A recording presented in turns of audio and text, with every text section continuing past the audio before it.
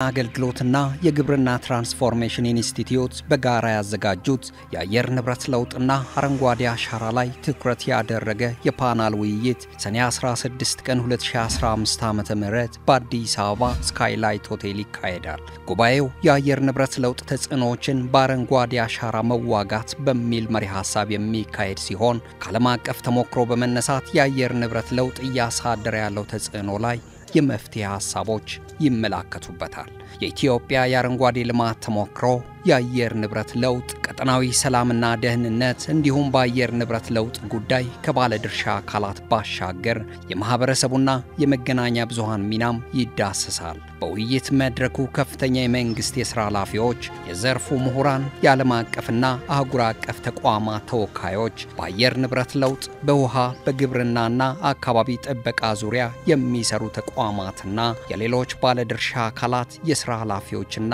ባለሙያዎች ይሳተፋሉ።